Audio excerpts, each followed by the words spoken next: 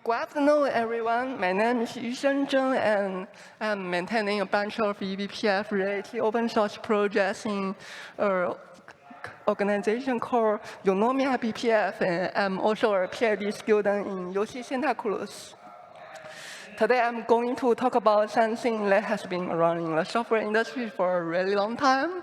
Let's software extensions and introduce our use-based eBPF runtime called Bpftime.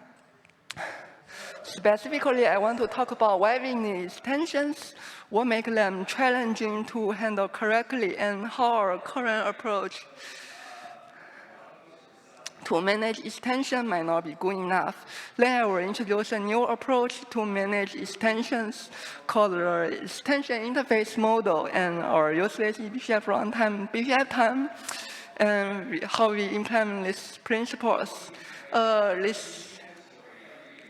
So we have been maintaining the Bpftime project for over 2 years.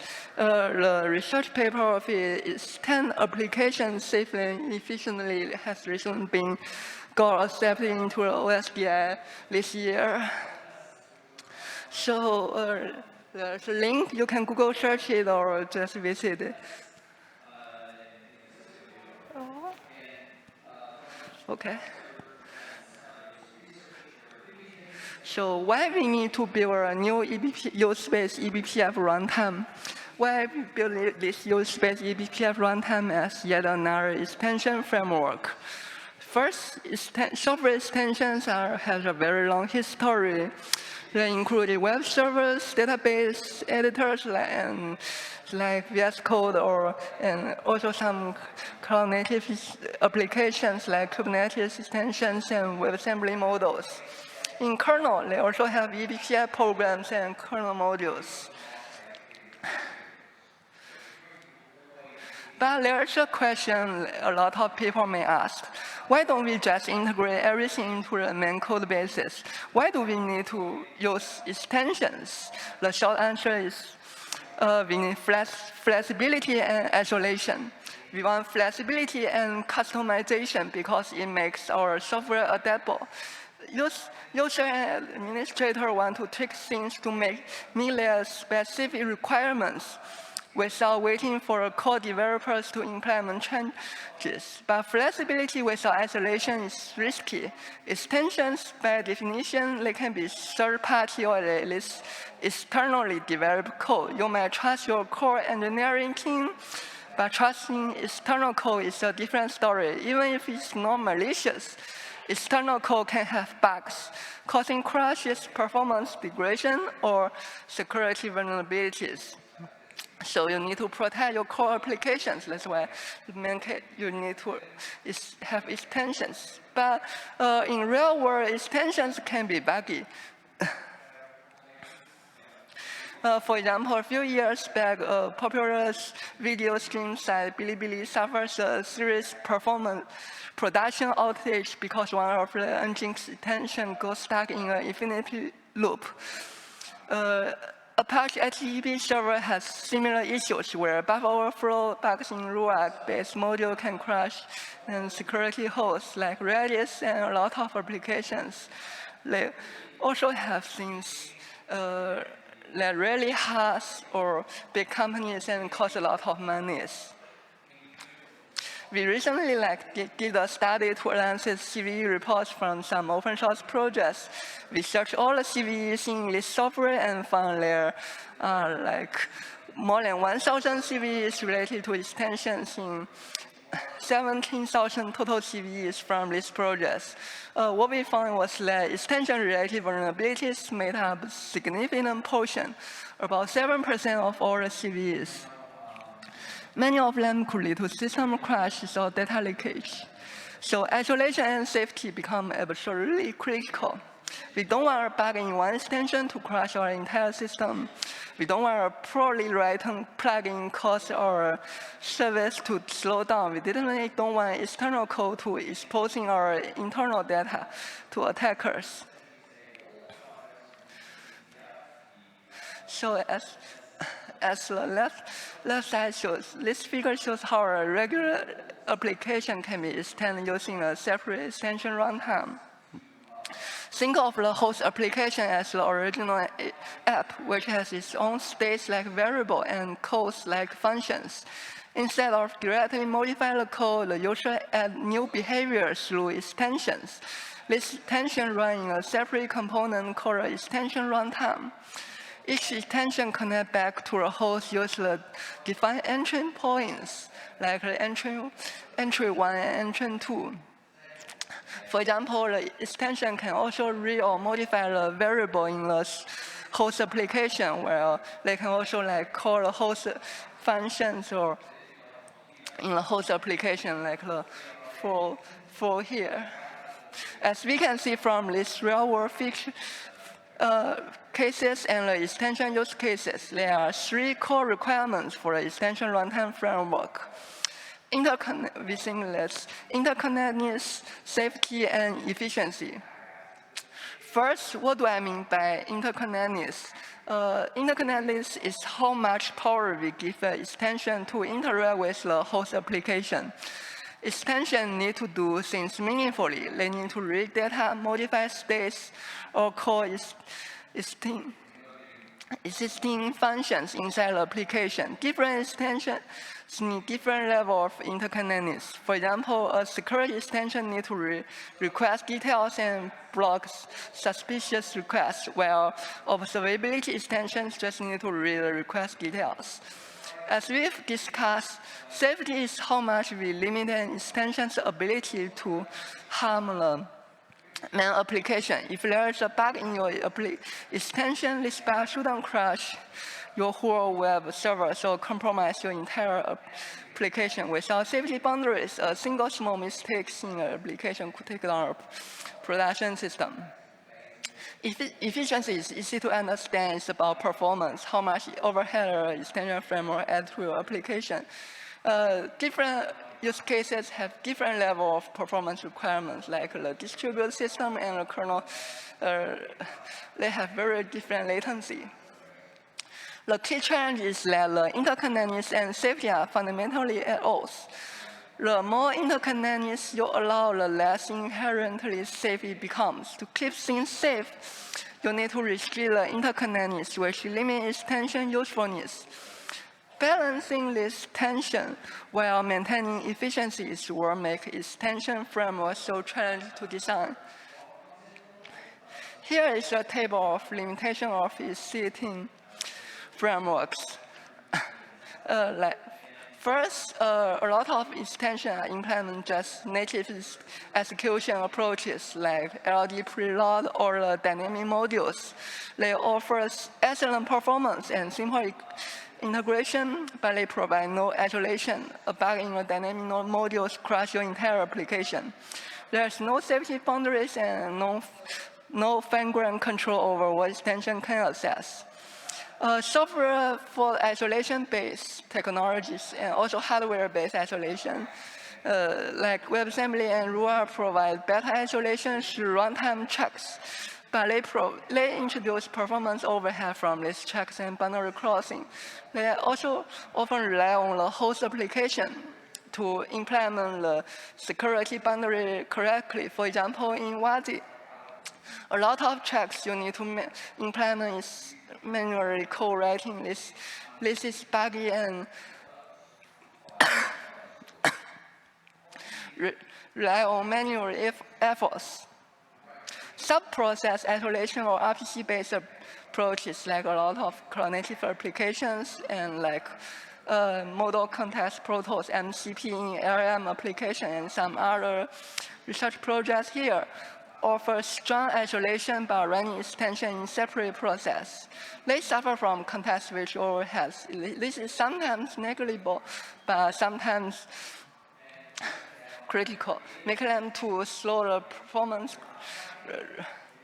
critical applications. Some like per extension control, while others require significant challenge to the host application. Here we also list like verifier-based approaches, which is eBPF-based userspace tracing, like uprob.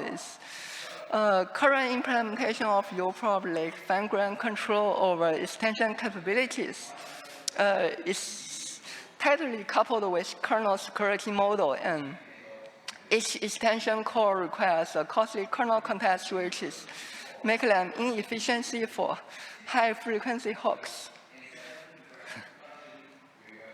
We can see that current software frameworks have not handled this trade-off very well. Either they allow too much interconnectedness like dynamic load modules, or they provide strong safety through heavy isolation like sandbox scripting environments or sub-process isolation methods. But these extensions often become slow and limited in what they can do. So what we found is that the key to manage this tension, this interconnectedness versus safety trade-offs, is the interface we choose for extensions. It's the interface. If your extension framework interface can carefully define exactly what resources and functions and like capabilities and extension can use, you can precisely manage the tension.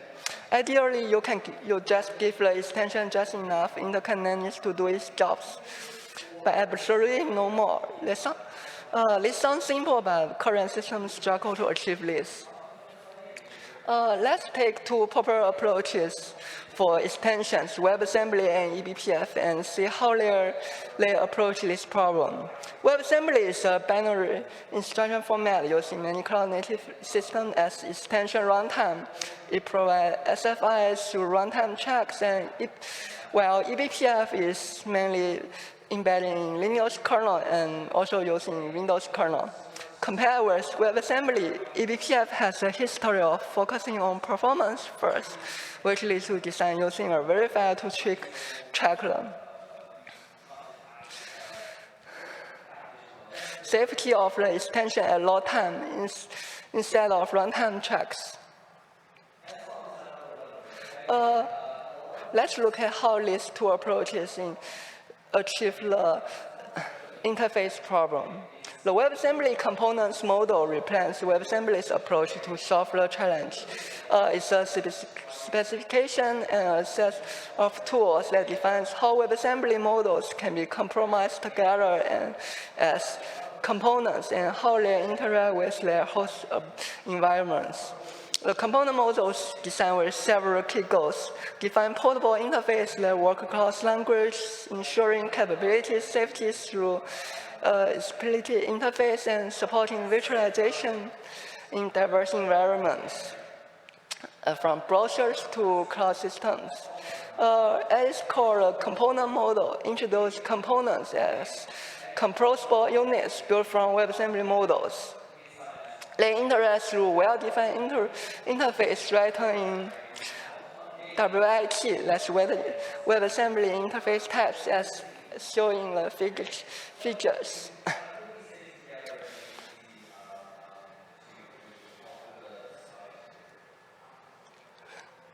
The component model also implements a capability-based security through the resource handlers. That's an unforgettable reference that grants access to a specific resource. This handler can be passed between components, allowing fine-grained control over which extension can access which result. For example, in this WIT interface definitions in the code block, we see how components interact through the request and response resource. There are handlers that can only be accessed through the definitive functions. A component must explicitly import a handler interface to process requests, enforce capability-based access control. This capability-based approach aligns with the principle of least privilege we discussed earlier.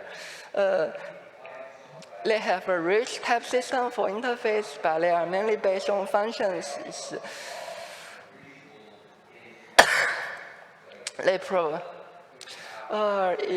The drawbacks is it also requires runtime checks at interface boundaries and sometimes data copying when crosses boundaries. That creates overhead, especially for extensions that frequently interact with the host. In eBPF, they are mainly through load time verifications, so the runtime overhead is minimized. List verifier tracks all possible execution paths to ensure memory safety and prevent like infinite loops and a lot of issues in the extensions.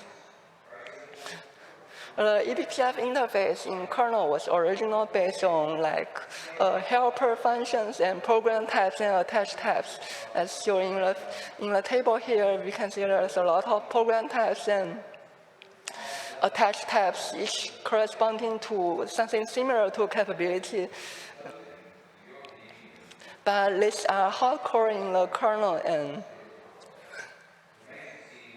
it's hard to extend them. As eBPF evolved to avoid a growing number of these helper functions and entry points, the kernel community introduced more interface mechanisms like the structure ops and k-functions, which we will look next. These provide more flexible ways for extensions to interact with the kernel while maintaining safety. They use BPF type format for this system, similar to the WIT format. For example, the structure ops is similar to the export in WebAssembly, allow user to register new eBPF program types called by, and this eBPF program can be called by the kernel. This structure ops can be registered through kernel modules and extend by eBPF. And then you can write the eBPF code to use this structure ops. K-functions is similar to similar to import, allow register new kernel functions called by eBPF programs. For example, you can call these TCP functions in your eBPF program, and this is no need to modify the verifier. They are using BPF for verification and types. There's also some annotations and flags you can use, like this will identify the resource acquired and resource release, like where this and some high-level facts, like where the function is sleepable and destructive. As you can see, the kernel module will register the k-functions with some flags for these high-level facts, so they can be embedded in the verifier.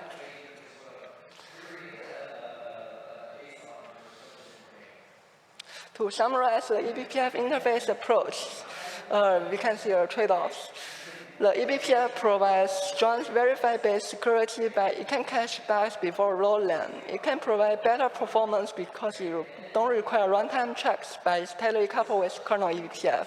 And also the expressiveness is limited because it's only used in GC. It's hard to define fine-grained safety. So what we are proposing is try to combine the eBPF strengths and WebAssembly strengths is inspired by eBPF verifier and WebAssembly's component models capability-based security. Our core insights treat all extension host interaction as splitted capabilities like WebAssembly, so we can follow principle of least privilege for extensions. And use verifier allow us to design for both safety and performance in use-based extensions. But also the limitation of eBPF is that because of the expressiveness, so it's a little hard to write eBPF code. So here is the eBPF specification example. This is generated by the steady analysis code through analysis the eBPF program. You can use kernel eBPF verifier to verify this use space extension interface specifications. So we have three types of capabilities, like state capabilities, function capabilities, and extension entries, which is similar to WebAssembly. But besides this simple mechanism, you can also use constraints. You can encode like binary relationship between arguments and return values, like high-level semantic facts and Boolean operation over the constraints. Then we can use the eBPF verifier to track them before the extension is logged. So enter our use space eBPF runtime Bpftime. We built an EIM model on Bpftime to make it an extension framework. Bpftime is a use-based eBPF runtime compatible with kernel. It supports a bunch set of eBPF features and like uprob, USDD, syscall trace points, ADP. So the goal of this implementation is to leverage the existing eBPF ecosystem. So we can try to overcome at least some of the expressiveness problem.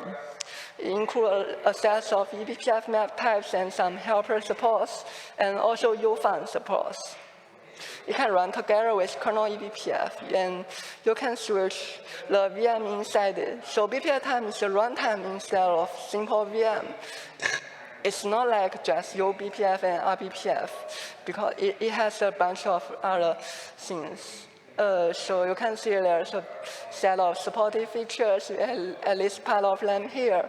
They include a bunch of shared memory map types, use-space kernel shared maps, and some program types you can attach in use-space, include some tracing types, ADP, and even some GPU features that's recently added by community.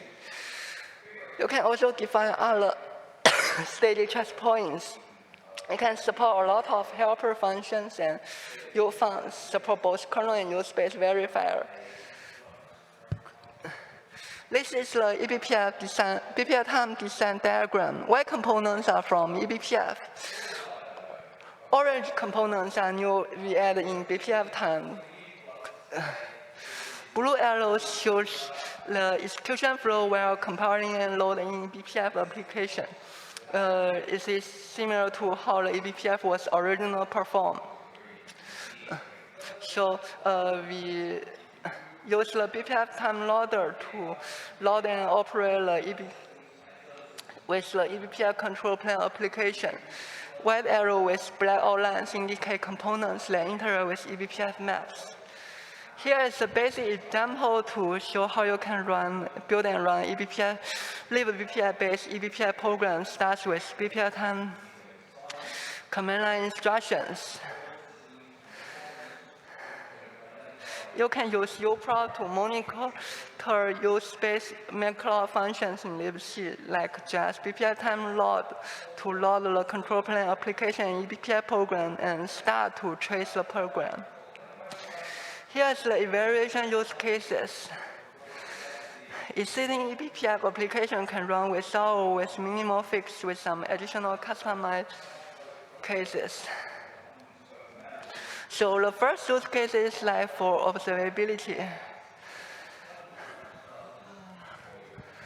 Why we use use-based tracing? Because it's faster and more flexible.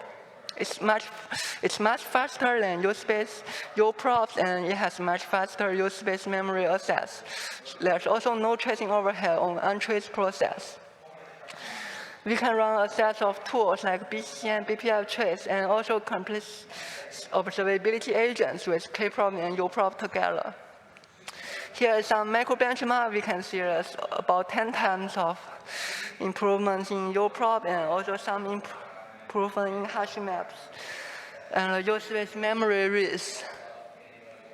You can run the BPF trace and BCC in Bpftime just as you run in the kernel. You can see we test the syscon tool and SSL sniff tool. Use-based eBPF can significantly reduce the overhead than the kernel eBPF. It can also be used for use-based eBPF network, like DPGK, like combine eBPF with DPGK and ADP. So you can use existing eBPF ecosystem and tools, but achieve better performance.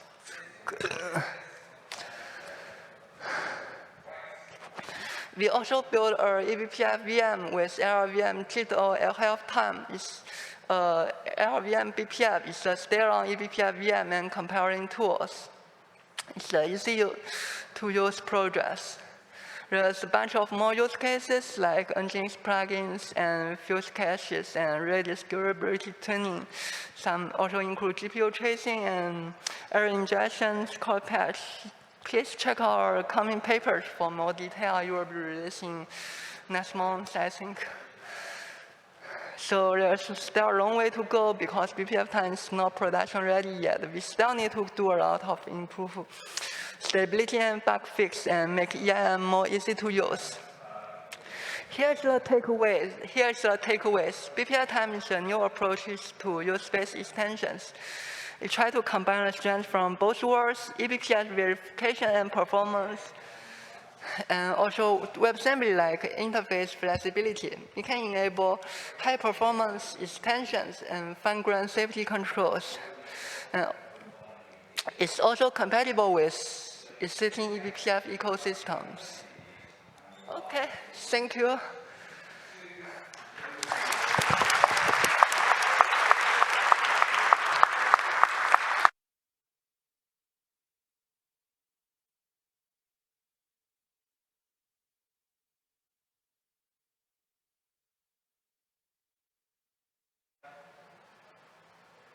Hi, sorry, I was a little ill these days. Any questions or?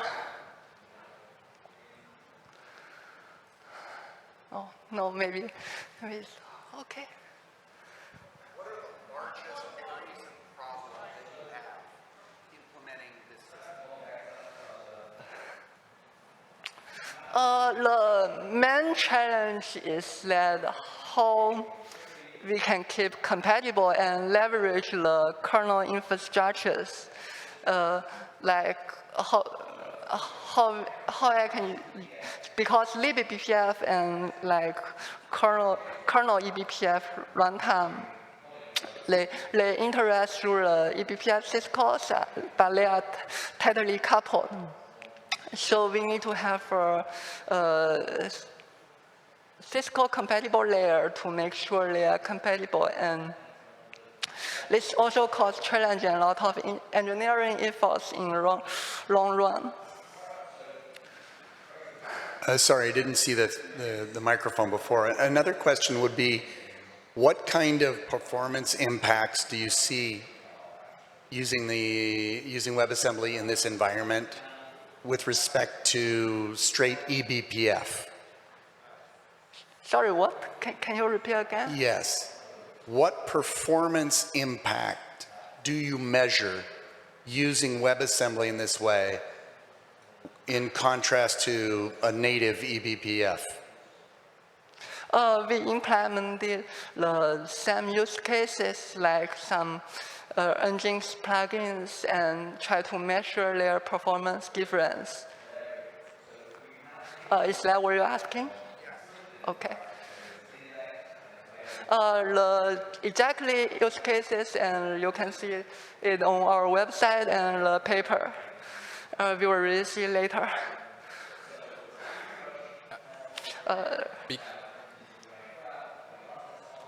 Because I didn't hear the previous question, maybe you already partially answered it, but how much is coupled the Wasm module to a specific kernel version? I mean, do we must run this Wasm module, what is expected to be more flexible, to a specific kernel version, so having all the hosts aligned on the same version, or is it pretty flexible based on the minor version, patch version, I don't know? I'm not quite get it. The Wasm plugin Yeah. is intended to work with eBPF, but eBPF depends on the kernel. Yes. So let's say you run on Linux kernel 5.2. Does your module is expected also to work on kernel 5.6? How much is coupled? Is it something where we must align all the hosts on the same kernel, or we have some flexibility? First, we only use kernel for, in the EIM model, we only use kernel for verification. So you can just put kernel in VM and run it doesn't need to be your actual kernel. So our attached version is like kernel 6.10, and for EIM. But if you just use Userspace verifier in Bpftime, you can ignore your kernel version and don't need to care about that.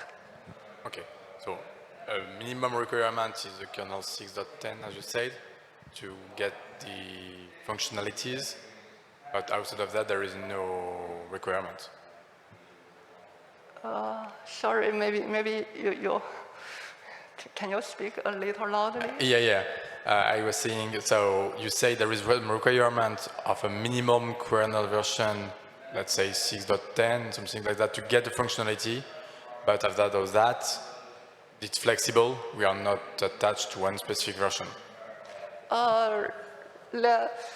The Bpftime doesn't need a minimal kernel version to get a functionality. It can work with on very low kernel versions even without eBPF support. Is Okay. that what you're asking? Okay. Yeah.